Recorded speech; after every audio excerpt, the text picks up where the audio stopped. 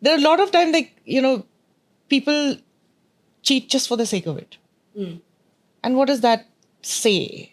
I mean, of course, there would be a small population that does do it for sex. But for men, if you ask them, they will say, okay, yes, I was not getting sex. So I stepped out because of that. Because they were never really given the vocabulary for the needs that they have.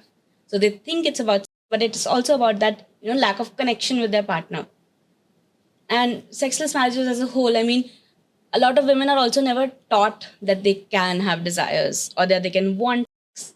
So they see it more as a responsibility or a duty to be fulfilled. Okay, this is something I do to have children.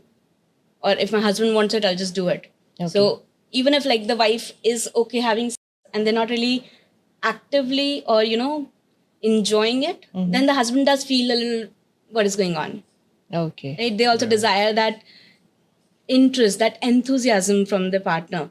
Right? So they step out, maybe, it was bad. But it was not about the sex.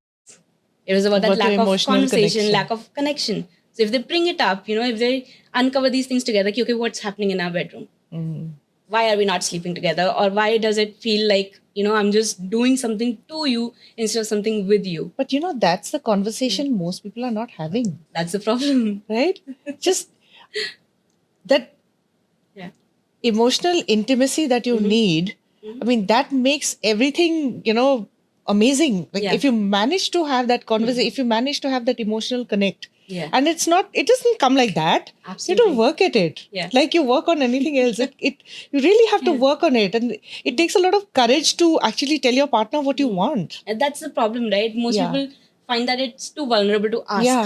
So Yeah. they just assume. They'll keep trying. It will be a hit or miss. And they're too shy to ask, or they're too embarrassed Too shy to ask. tell what they need. Yeah.